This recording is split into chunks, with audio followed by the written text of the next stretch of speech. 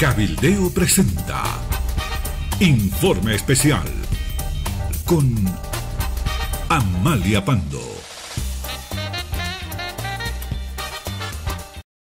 Hola a todos, muchas gracias por su tiempo.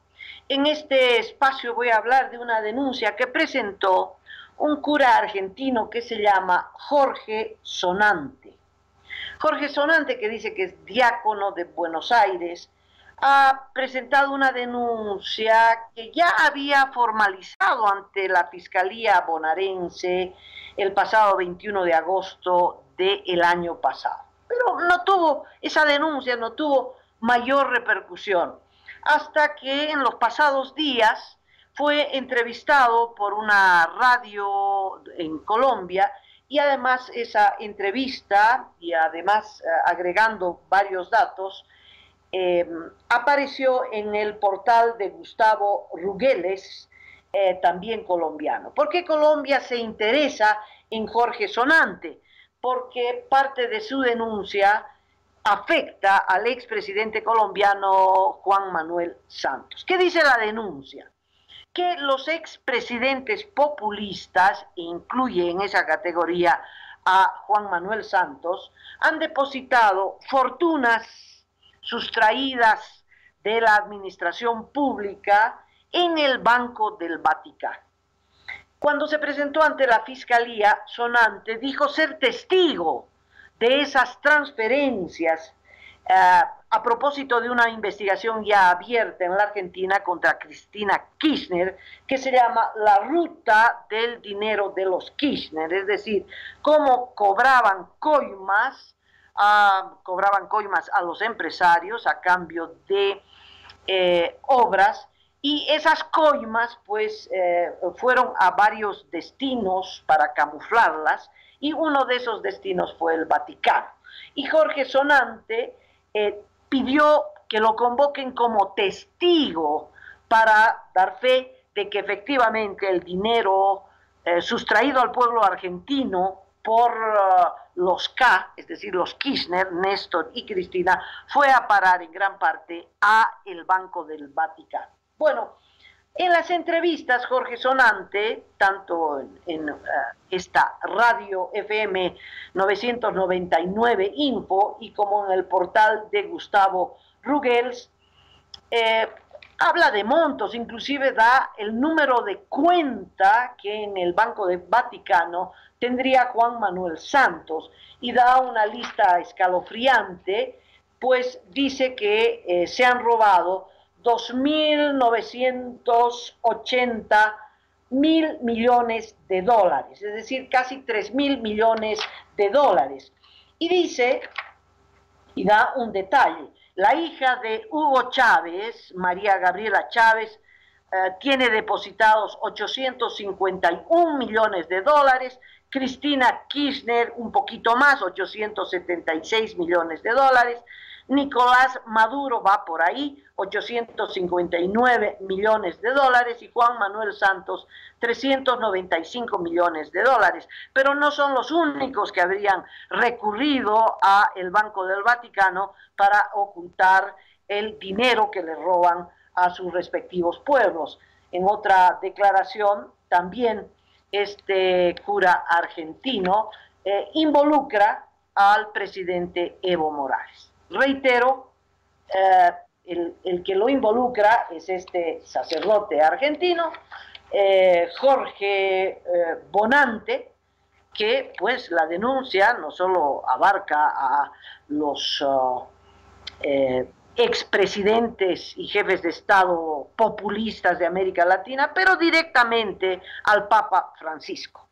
En una última declaración, este sacerdote argentino dice que los cardenales están indignados con el Papa Francisco y que podrían pedirle la renuncia y mandarlo a proceso precisamente por es más que encubrimiento, ¿verdad? Esta sociedad que el Papa Francisco habría firmado con los líderes del populismo latinoamericano en el año 2014. Bueno, el vocero del Vaticano, hace poquitos días, el 11 de enero, ha respondido señalando, el vocero se llama Alessandro Gisotti, ha respondido diciendo que la denuncia de Sonante no tiene asidero, que los documentos que ha mostrado son completamente falsos y que no es cierto que alguno de los mencionados ex líderes o presidentes, expresidentes del populismo o presidente como Evo Morales tuviera alguna cuenta en el Banco del Vaticano, que no es cierto. Se han producido luego una ola de artículos para desprestigiar al denunciante Jorge Sonante, al que lo califican de tunante. Ese tunante, por ejemplo, dice la Tribuna de Periodistas en la Argentina, y en otro artículo, la gran estafa de las cuentas secretas de los expresidentes en el Banco del Vaticano, dicen que Sonante es un mentiroso crónico porque ni siquiera es diácono de Buenos Aires y que es mentira que hubiera trabajado junto al Papa y que es mentira que hubiera trabajado investigando pues al Banco Ambrosiano o al Banco de Vaticano, etcétera, etcétera, etcétera. La pregunta, al margen de si le creemos o no le creemos a Sonante, la pregunta es, ¿hay alguna posibilidad, algún antecedente de que el Banco del Vaticano hubiese estado o está en esta actividad ilegal que es el lavado de dinero? Esto significa recibir dinero sucio, ya sea dinero de la corrupción, dinero del narcotráfico, dinero del crimen organizado, como las mafias italianas, etcétera, etcétera. Y la respuesta categórica es sí.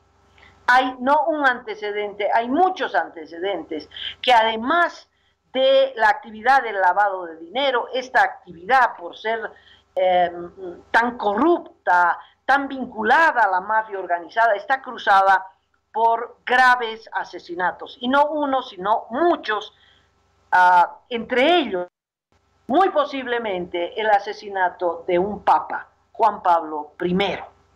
Pues les voy a contar esta historia en un intento de apretar tantos datos en muy poco tiempo. Hay tres protagonistas, además de los papas que se han sucedido en el Vaticano, que son parte de esta historia de lavado de dinero y de sucesivos asesinatos protagonizados por la mafia italiana. Bueno, decirles que en 1943, es decir, hace mucho, el Papa Pío XII creó el Instituto para las Obras de la Religión, cuya sigla es IOR, más conocido como el Banco del Vaticano o el Banco de Dios, la Banca de Dios. Bueno, nos saltamos hasta 1971. La idea del Papa Pío XII tenía que ver con la necesidad del Vaticano de reunir dinero en la posguerra, la post-segunda guerra mundial, para ayudar pues, a miles de personas que habían quedado desprotegidas, sin casas, sin escuelas, sin nada. Entonces la Iglesia Católica armó un brazo financiero con el objetivo de realizar obras sociales. El propósito, mejor, imposible. En 1971 asume la dirección de la Banca del Vaticano, es decir, este Instituto para las Obras de la Religión, IOR, un arzobispo estadounidense que se llama Paul Marcinkus, que es el protagonista central de esta historia. Paul Marcinkus tiene más aspecto de banquero que de arzobispo. Fuma pipa, le gusta jugar golf, le gusta darse lujos, etcétera, etcétera. Bueno, Marcinkus le va a garantizar al Vaticano la disponibilidad de mucho dinero. Marcinkus se alía inmediatamente con el segundo personaje de esta historia, que es Michel Sindona o Michael Sindona, un siciliano que va a manejar dos bancos importantes. Es el director de dos bancos importantes. Los dos irán a la quiebra. Y el objetivo de ambos bancos es el lavado de dinero de la mafia. En Italia, el banco Ambrosiano, y en Estados Unidos, el Franklin National Bank. Bueno, Sindona se alía con Marcinkus, el arzobispo que maneja el Banco del Vaticano, para trabajar en el lavado de dinero, así de simple. Marcinkus introduce al Banco Ambrosiano el dinero del Vaticano. El Banco Ambrosiano tiene 13 socios, uno de ellos es el Banco del Vaticano, que maneja el 20% de las acciones. Ya el 71, ambos, Marcinkus y Sindona, abren estas cuentas raras, estas cuentas oscuras, en paraísos fiscales y se asientan en Nassau. Entonces van a triangular, ¿no?, el movimiento de dinero a través de falsas empresas. Abren el Banco Ambrosiano en Lima, el gobierno de Lima, la banca estatal de Lima, pues mete plata al Banco Ambrosiano. ¿Quién va a dudar del Vaticano, verdad? Y el 74 empieza la mala hora de Sindona porque quiebra el Franklin National Bank con unas pérdidas millonarias para la mafia italiana que opera en los Estados Unidos. Empieza la mala hora. Sindona transa con la mafia, pues espera devolverles su dinero, pero Sindona va a intentar escapar de la mano de la justicia. El 78 muere Giorgio Ambrosoli en Milán. Es un abogado que está investigando a Sindona. Lo está investigando. El Ambrosoli tiene el trabajo de liquidador de la banca privada, es como un superintendente y le está siguiendo las pistas a Sindona. Y entonces aparece asesinado, esos asesinatos típicos de la mafia. Pues en Italia lo acusan de ser el responsable de la muerte de Ambrosoli y entonces Sindona escapa a los Estados Unidos. Como Sindona está perseguido, deja la dirección del Banco Ambrosiano y nuestro tercer personaje asume la conducción de este banco, Roberto Calvi. Roberto Calvi continúa un trabajo estrecho con Paul Marcinkus. Esto ocurre en 1978. Hay un cambio en la dirección del Banco Ambrosiano, pero el trabajo con el Banco del Vaticano no sufre ningún cambio. Pero eso durará poco, porque tanto Sindona, el primer director del Banco Ambrosiano, como Roberto Calvi van a ser perseguidos por la justicia. Ambos con un mismo destino, asesinatos.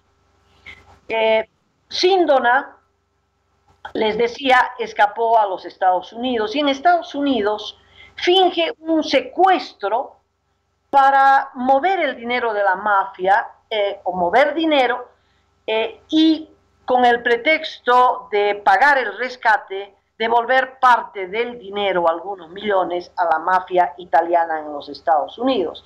Las autoridades en Estados Unidos descubren el fraude y lo procesan a Sindona por este secuestro fraudulento. Sale de ese embrollo y Sindona vuelve a Italia, donde es procesado ya por el asesinato de este abogado Ambrosoli. Cuando en 1986 se le lee la sentencia junto a otros 20 mafiosos, va a la cárcel para tomar su último café. La mafia le pone cianuro en el café y Michael Sindona fallece, asesinado en manos de los propios mafiosos a los que favoreció y lavó su dinero a través del Banco Ambrosiano junto con el Banco Vaticano, pero que como llevó a la quiebra tanto al Banco Franklin y de acá a poquito al Banco Ambrosiano, pues la mafia le cobró con su propia vida. Un café con cianuro acabó con la vida de Michael Sindona. Bueno, ¿qué pasó con Roberto Calvi? Roberto Calvi asume por el 78 la dirección del Banco Ambrosiano, pero no le dura mucho. Está también metido con la mafia, está también metido, porque bueno, el banco en sí estaba moviéndose, lavando el dinero de la mafia italiana, que es resultado de las extorsiones, del narcotráfico, del crimen organizado, etcétera, etcétera, etcétera. Y Roberto Calvi también es investigado por lavado de dinero. Está la situación de Roberto Calvi, que va a tener que dejar la dirección de este banco. La mafia le ofrece protección y se lo lleva a Londres. 18 días antes de que escapara de Italia, su secretaria, que se llama Gabriela Cristina Corrocher, de 55 años, deja una carta acusando de irregularidades a Calvi y se lanza del cuarto piso de las oficinas de Calvi y se suicida. Otra muerte. Calvi, al ser perseguido, va a desatar una serie de actos criminales. Primero, el juez que lo estaba investigando, que se llama Emilio Alessandrini, fue asesinado. Emilio Alessandrini, un juez insobornable en Italia, le empieza a seguir los pasos, empieza a seguir obviamente los pasos del Banco Ambrosiani, y en un operativo de la mafia, pues a través de una ráfaga lo matan. Pero eso no impide que Calvi siga siendo procesado. Ahí van ya cuántas muertes, ya van 4 muertes, ¿verdad? Michael Sindona, que es el primer director del Banco Ambrosiano, el que llega al acuerdo con el Banco del Vaticano, está el liquidador de los bancos, Giorgio Ambrosoli, luego está la secretaria de Calvi que se suicida, y luego Calvi, 18 días después, reitero, del suicidio de Gabriela Cristina, pues aparece colgado de un puente en Londres. El puente irónicamente se llama Frailes Negros. Calvi aparece muerto con $15,000 en el bolsillo y ladrillos en sus bolsillos también. Parece que le habían ofrecido sacarlo de Italia y llevarlo a Estados Unidos, es decir, darle protección, pero en realidad el objetivo de la mafia italiana fue liquidarlo. Y en una investigación posterior, hay 2 investigaciones sobre la muerte de Calvi, pero en la segunda, ambas desarrolladas en Gran Bretaña, en la segunda se establece que efectivamente eso no fue suicidio, sino fue asesinato, dirigido por el mafioso Licio Gelli. Bueno, los dos entonces, los 2 directores del Banco Ambrosiano aparecen muertos, aparecen asesinados. Y esto por el vínculo de este banco y el Banco del Vaticano, socio del Banco Ambrosiano, con la mafia italiana. ¿Qué es lo que pasa a continuación? Cuando Calvi estaba siendo perseguido y juzgado, eh, la conocida firma italiana Olivetti, a través de su director Carlos Benedetti, compran el banco Ambrosiano.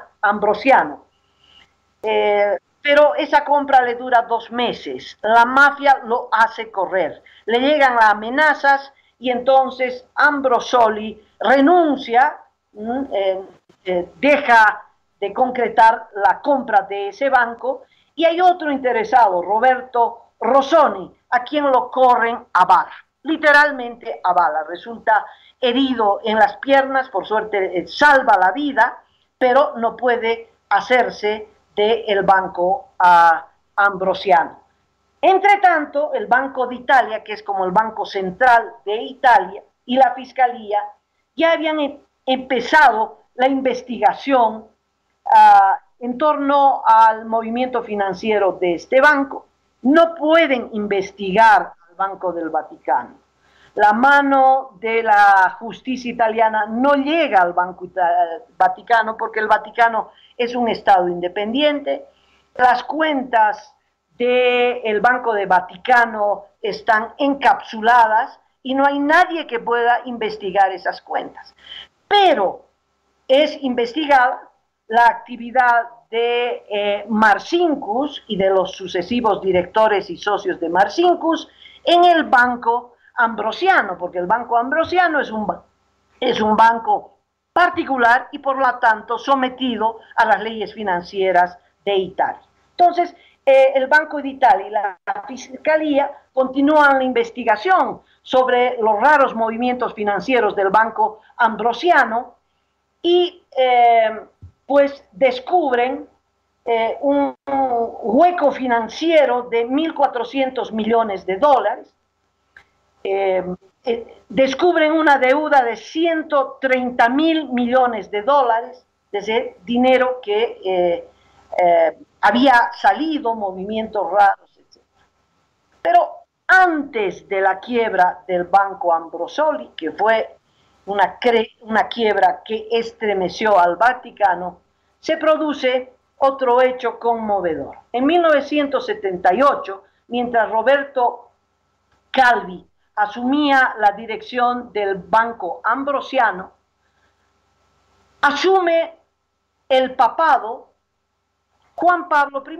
Juan Pablo I había sido uno de los detractores de Paul Marcinkus. Lo había denunciado antes de ser papa. Y luego lo nombran papa. Y en consecuencia, las movidas de Marcinkus estaban en riesgo. Juan Pablo I sobrevive solo 33 días. El 29 de septiembre de 1978 a las 6:45 de la mañana, Juan Pablo I está muerto en su lecho del Vaticano. Adivinen, ¿quién encuentra el cadáver? Marcinkus, ¿sí?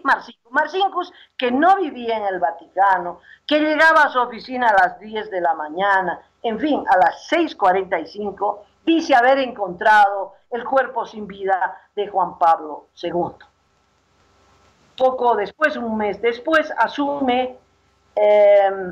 sale humo blanco y asume Juan Pablo II, el polaco. Ya el 78, tanto Roberto Calvi como Marcinkus habían utilizado la plata del Banco Ambrosiano, ¿no? Y a través del Banco Ambrosiano, la plata del Banco del Vaticano, para financiar la contra en Nicaragua, para intentar impedir la caída de Somoza. Cuando sube Juan Pablo II, un anticomunista en la médula, pues se empieza a financiar toda revuelta y movilización en contra de los gobiernos socialistas de Europa Occidental, especialmente financiar al sindicato Solidaridad, que se mueve en Polonia y que fue la columna vertebral de la caída del gobierno socialista en Polonia. Esa movilización, porque se hablan de cientos de millones de dólares que financió esa movilización, salió del Banco Ambrosiano y a través del Banco Ambrosiano del Banco del Vaticano. Y por eso cuando intervienen las autoridades judiciales y financieras de Italia, investigan las cuentas de este Banco Ambrosiano, encuentran unos baches económicos, unos huecos negros financieros de enorme magnitud. El 82 entonces, tras esa investigación, el Banco Ambrosiano quiebra. El Vaticano dice: nosotros no tenemos nada que ver con esos malos manejos, no tenemos nada que ver con esas cuentas oscuras, ni con la mafia, ni con nada, no tenemos nada, es más, somos víctimas porque hemos puesto nuestro dinero en el Banco Ambrosiano y somos víctimas. Marcinkus sigue a la cabeza del Banco del Vaticano. Levanta las manos y dice: no, somos inocentes, no tenemos nada que ver. Pero en un gesto de solidaridad, el Vaticano dispone de 406 millones de dólares para compensar a los acreedores del Banco Ambrosiano. No precisamente la mafia, pero mucha gente, muchos ciudadanos que tenían cuentas en este banco y que tras el cierre, la quiebra, pues se habían visto afectados. Entonces, el Vaticano les paga una parte de la estafa. Reitero, el Vaticano dice que no tuvo nada que ver, pero está claro que removió los cimientos del Vaticano. De tal modo que se acaba la historia del Banco Ambrosiano, de ese modo, con el saldo de sus dos directores asesinados, tanto Calvi como Sindona, asesinado un juez, asesinado un fiscal, se suicidó la secretaria, en fin, es evidente que la mano de la mafia estaba en todas estas actuaciones. Continúa funcionando el Banco del Vaticano, que es la forma en la que se conoce este instituto para la obra de la religión, y sigue Paul Marcinkus a la cabeza de esa operación, mientras Juan Pablo II siguió al mando de la Iglesia Católica. Tras la quiebra del Banco Ambrosiano, queda claro que habían cuentas oscuras, que la mafia operaba, etc. A pesar de todas esas denuncias, el Vaticano ratifica a Marcinkus en su cargo, ¿no?, a la dirección de las finanzas del Vaticano, cargo en el que se queda hasta 1989. Es decir, Marcinkus manejó las finanzas del Vaticano durante 18 años consecutivos. ¿Qué pasó con Marcinkus? Las autoridades financieras italianas intentaron procesarlo el 85-87 porque, quiérase o no, tenía vínculos con esta estafa y este lavado de dinero en el Banco Ambrosiano. Pero el Vaticano lo protegió a capa y espada, alegó protección diplomática, fuero diplomático, e impidió que Marcinkus pueda ser procesado y condenado por la justicia italiana. El 89 lo hace retroceder, lo oculta en las murallas del Vaticano y después lo manda de vuelta a los Estados Unidos, lo manda a una iglesia, ¿no?, en Pensilvania, en Illinois, y en medio del olvido, en el año 2006, Marcinkus muere en Phoenix, Arizona. Cuando muere, de repente alguien se acuerda de él y del rol protagónico que tuvo en toda la historia financiera del Vaticano. ¿Qué es lo que pasa a continuación? Pues que asume Benedicto XVI, asume la conducción de la Iglesia Católica y nombra a Eleodor Ettore Gotti en reemplazo de Marcinkus. Gotti empieza a investigar y definitivamente señala que hay cuentas escondidas en el Vaticano, que hay cuentas raras en el Vaticano, pero eso no dura mucho, ni la gestión de Benedicto XVI, que va a renunciar, fruto de la conspiración que tiene que ver con las movidas en el Banco Ambrosiano y en las movidas del Banco del Vaticano. Eso hace caer, dicen varios artículos, estudios entendidos, que Benedicto XVI va a renunciar fruto de esta conspiración y con él caerá Gotti. El 3 del 2013, puro 3, asume el Bergoglio, el argentino Bergoglio, como el nuevo papa, el Papa Francisco. ¿Qué hace Francisco? Pues hace renunciar a Gotti y nombra a George Pell, otro norteamericano, como el nuevo administrador director del Banco del Vaticano, con la promesa de limpiar las cuentas, de acabar con las cuentas raras, las cuentas oscuras, etcétera, etcétera. Bueno, Pell en 2015, hace una declaración extrañísima, ¿no? Porque dice, muy alegre, que han encontrado unas cuentas, cientos de miles de dinero, que estaban ocultas y que este dinero, pues claro, va a fortalecer al Banco del Vaticano, ¿no? Dice, muy feliz, pues hemos encontrado cientos de miles de dinero en cuentas que estaban camufladas.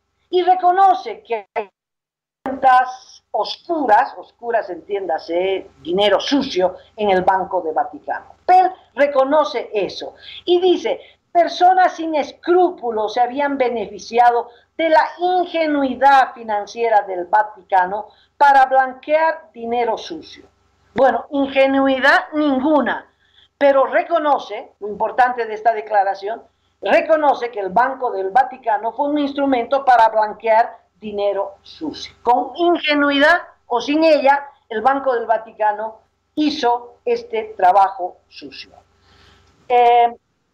Gotti seguirá denunciando que habían estas cuentas, ¿no? Y por supuesto lo corren del Vaticano. Gotti dice, en el Banco del Vaticano hay secretos inconfesables del dinero de la Iglesia. Esa fue la última declaración de Gotti. Reitero, Gotti fue el director financiero de Benedicto XVI.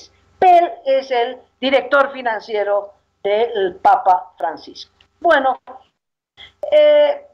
la historia no termina ahí porque luego, el 2013, aparecen los Batileaks, ¿se acuerda? Documentación, correspondencia, en fin, toda que tiene que ver con el manejo sucio de las cuentas oscuras en el Vaticano. Acusan, como en las novelas de Agatha Christie, al mayordomo de ser autor de esta infidencia, de haber pasado esta documentación a la prensa. No, se cree que es la pugna interna, la pugna tremenda que hay dentro del Vaticano en el manejo del Banco del Vaticano, precisamente, la que generó los Batileaks. Bueno, lo concreto es que cuando sube Francisco, corren otros vientos políticos en el mundo y en América Latina en particular, pero él no solo se muestra cercano a los pobres, rompe con esa tradición de ultraderecha del Vaticano y se vincula, es decir, su solidaridad no es disimulada con los gobiernos populistas de América Latina y promete limpiar el Banco del Vaticano. Y la tarea de Pell, de George Pell, es precisamente esa. Y cierran 3.000 cuentas inicialmente, se encuentran 14.881 cuentas raras, ¿no? Que no se sabe, o sí se sabe de quiénes son, pero son nombres inconfesables.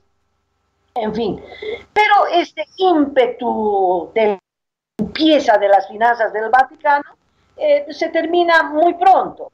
Una periodista italiana especializada en esta materia que se llama Serena Sartini, ¿no?, que le sigue el paso a todos los movimientos financieros del Vaticano, escribe el 17 que de la limpieza prometida de Francisco, nada.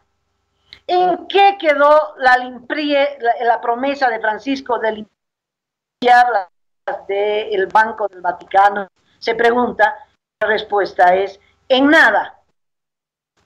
Aparecen, fruto de otras investigaciones periodísticas, escándalos vinculados a Cristina Kirchner en la Argentina, y que no dejan de tocar al Papa Francisco. Entonces, puntualizo, la periodista Serena Sartini y otras investigaciones en Italia establecen que la limpieza prometida por Francisco, si bien se empezó con el cierre de 3.000 cuentas, bueno, ahí paró, que siguen habiendo cuentas de estas raras, exactamente 4.985 cuentas oscuras, pero si bien se cerraron 3.000, se abrieron otras 14.800 que no se sabe, ¿no?, que no son cuentas limpias, y que hay 30 cuentas secretas. Esto es lo que denuncia Serena Sartini, que hay 30 cuentas intocables. De manera paralela se abre en la Argentina pues el escándalo de la ruta del dinero de los K, es decir, de los Kirchner, ¿no? Y al mismo tiempo estalla esto de los Panama Papers y hay una triangulación de información. Lázaro Báez, uno de los empresarios que son palo blanco de los Kirchner, que hizo empresas para lavar el dinero de las coimas de los Kirchner, termina procesado y preso, y él hace un montón de declaraciones que durante, no meses, años, la justicia argentina no le paró bolas, ¿no? Lázaro Báez dice, en este caso la ruta del dinero de los Kirchner, que se había usado el nombre de la Cruz Roja para abrir cuentas en Panamá. Y esto es confirmado por la investigación periodística de los Panama Papers, que se usó el buffet de abogados de Mossack Fonseca para abrir estas cuentas, ¿no? No es que la Cruz Roja efectivamente abrió esas cuentas, sino que los Kirchner habrían usado el nombre de la Cruz Roja con un responsable de confianza de ellos para transferir dinero. Entonces, claro, ¿quién va a desconfiar de la Cruz Roja? Y que también se había transferido 65 millones de dólares a los bancos en Suiza. Y dice Lázaro Báez, y además hay un artículo en el Le Monde, que efectivamente Cristina Kirchner lavaba dinero usando el nombre de la Cruz Roja. ¿Por qué subrayo esto? Porque esto también es parte de la denuncia de este cura que ahora último denuncia al Vaticano como el lavador del dinero de la corrupción de los gobiernos populistas, desonante. Y en la respuesta dice, ¿cómo lo han calificado tunante? Va a hablar de que la Cruz Roja está metida. Bueno, esto de la Cruz Roja ya había salido el 2015 con el apresamiento de Lázaro Báez, ¿no? El otro hecho que también ocurre en la Argentina es la detención de José López. José López fue el secretario de Obras Públicas, ¿no?, el que manejaba las coimas, la adjudicación de obras entre el 2003 y el 2015. No se olvide que después, el 2016, aparecen los cuadernos del chofer Jimmy Morales que detalla cómo se pagaban las coimas. Todo esto es parte de una misma investigación. Y José López, en un intento de hacer escapar una parte de las coimas, casi 9 millones de dólares, se va a un convento y toca el timbre para que las monjas le abran y deje los maletines con esta cantidad de dinero, pero además armas y municiones. Y cuando se ve perseguido y sospecha que lo están filmando, tira las bolsas, ¿no?, a través de la muralla del convento. Entonces, la pregunta ¿es casualidad que alguien tire 9 millones de dólares a un convento? Era la primera vez que las monjitas encubrían el dinero de las coimas. Bueno, esto tiene que ver con estos vínculos con Francisco y la relación, pues, estrecha con los gobiernos populistas. Estas denuncias y todos estos antecedentes, crímenes, persecución, la mafia italiana matando jueces, matando fiscales, bueno, toda esta historia turbulenta que acabo de contarles, son los antecedentes que establecen que ya el Vaticano no financia la caída de los gobiernos comunistas. Al revés, ahora parecería no sé si financiador, pero el que a través del Banco del Vaticano podría tener cuentas, es una hipótesis de la corrupción de los gobiernos populistas, porque la pregunta es, ¿dónde está la plata? ¿Dónde está la plata? Ahora, al margen de estos datos, hay otros hechos, que son los hechos políticos. El Papa Francisco fue el mediador para el acuerdo entre el gobierno de Juan Manuel Santos y las FARC. Y esto se realizó en Cuba. ¿Y quién fue el padrino, el que le dio la bendición a esto? El que jugó un rol, para mí, positivo, pero que establece que tiene un rol político protagónico en nuestra región, es el Papa Francisco. Luego vienen los crímenes de Venezuela, el Maduro dictador, un genocidio por hambre, miles de venezolanos, millones de venezolanos que escapan de la represión del hambre, el gobierno se convierte en dictador y Francisco no dice una sola palabra. Los obispos perseguidos, los obispos se reúnen, los obispos juegan un rol fantástico en Venezuela, pero no reciben el apoyo del Papa Francisco. Y en Nicaragua, ¿qué le voy a decir? ¿No? La dictadura de Ortega quema iglesias, persigue a los obispos van a hablar con Francisco, pero Francisco no les da el respaldo. En fin, está claro que el rol de la Iglesia Católica en defensa de los pueblos, en defensa de la democracia, es un rol activo, pero que ese rol no está patrocinado, al revés, tiene la posición adversa del Papa Francisco, que está apoyando a los gobiernos dictatoriales, que está apoyando los crímenes de estos gobiernos dictatoriales y que posiblemente, es una hipótesis no comprobada, son solo denuncias, pero ustedes han escuchado los antecedentes, el Banco del Vaticano esté hoy al servicio de encubrir con cuentas raras que existen, confesadas por George Pell, que es el administrador del Banco del Vaticano hoy en día, el reconocimiento de que hay cuentas oscuras, es decir, cuentas con dinero sucio que no se sabe de quién es. ¿Es posible que ese dinero sucio, como denuncia este cura argentino, sea el dinero de la corrupción de los gobiernos populistas? Pues sí, es una hipótesis. ¿Cómo saberlo? Ahora imposible, porque no hay nada en el mundo que pueda permitir una auditoría, una investigación independiente en el Banco del Vaticano. Es un banco encapsulado, el único y más seguro del planeta, nadie puede investigarlo, nadie puede sancionarlo, en fin. Pero, claro, habrá que esperar que salga otra vez humo blanco en el Vaticano y posiblemente el sucesor pueda abrir una investigación en el Banco del Vaticano y decirnos la verdad. Muchas gracias por habernos seguido, muchas gracias por seguir Informe Especial, un abrazo para todos ustedes y con otro informe estaré mañana aquí en Radio Cabildeo Digital. Cabildeo presentó Informe Especial con Amalia Pando.